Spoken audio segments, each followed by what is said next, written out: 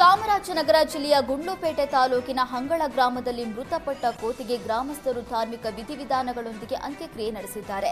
ತೋಟದಲ್ಲಿ ಇಲಿ ಪಾಷಾಣ ತಿಂದು ಅಸ್ವಸ್ಥಗೊಂಡಿದ್ದ ಕೋತಿಯನ್ನ ಗ್ರಾಮಸ್ಥರು ರಕ್ಷಿಸಿ ಪಶು ಆಸ್ಪತ್ರೆಗೆ ದಾಖಲಿಸಿದ್ದಾರೆ.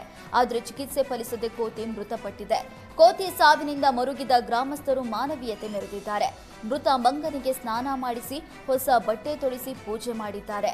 ಬಳಿಕ ಹಿಂದೂ ಸಂಪ್ರದಾಯದಂತೆ ಸ್ಮಶಾನದಲ್ಲಿ ಅಂತ್ಯ ಸಂಸ್ಕಾರ ನಡೆಸಿದರು. ವಿಜಯಪುರ ಜಿಲ್ಲೆಯ ಆಲಮಟ್ಟಿ ಡ್ಯಾಂ ಗೇಟ್ ಎತ್ತರ ಹೆಚ್ಚಳ ವಿಚಾರ ಈಗ ಬಿಜೆಪಿ ವರ್ಸಸ್ ಬಿಜೆಪಿ ಎನ್ನುವಂತಾಗಿದೆ.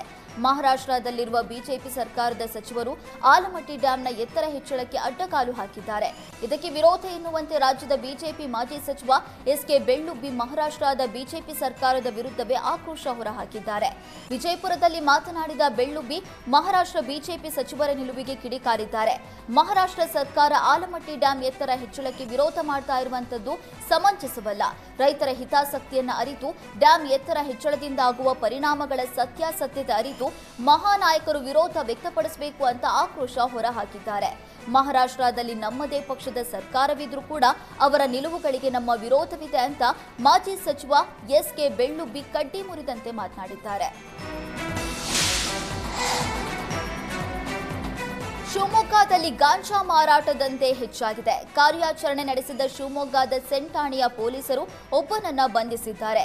ತೇವರ ಚಟ್ನಳ್ಳಿಯ ನಿರ್ಮಾಣ ಹಂತದಲ್ಲಿರುವ ಬಡಾವಣೆಯಲ್ಲಿ ಗಾಂಜಾ ಮಾರಾಟ ಮಾಡ್ತಾ ಇದ್ದ ಆರೋಪಿಯನ್ನ ಬಂಧಿಸಿದ್ದಾರೆ.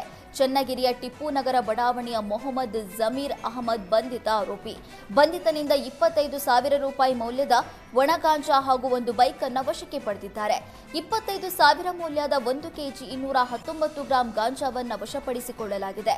ಅಲ್ಲದೆ ಸೆನ್ ಪೊಲೀಸ್ ಠಾಣೆಯಲ್ಲಿ ಎನ್ಡಿಪಿಎಸ್ ಕಾಯ್ದೆ ಪ್ರಕರಣ ದಾಖಲಾಗಿದೆ. ಆರೋಪಿಯನ್ನ ಕೋರ್ಟ್ಗೆ ಹಾಜರುಪಡಿಸಿದ್ದು ನ್ಯಾಯಾಂಗ ಬಂಧನಕ್ಕೆ ನೀಡಿದೆ.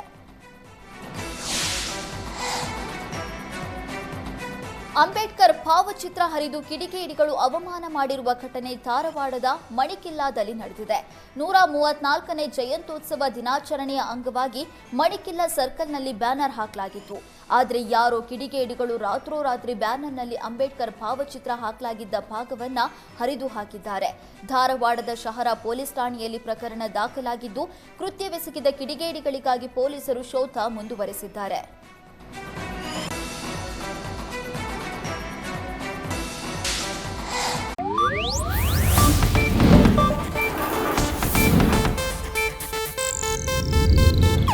ಇದು ಏಷ್ಯಾನೆಟ್ ನ್ಯೂಸ್ ನೆಟ್ವರ್ಕ್ ಪ್ರಸ್ತುತಿ.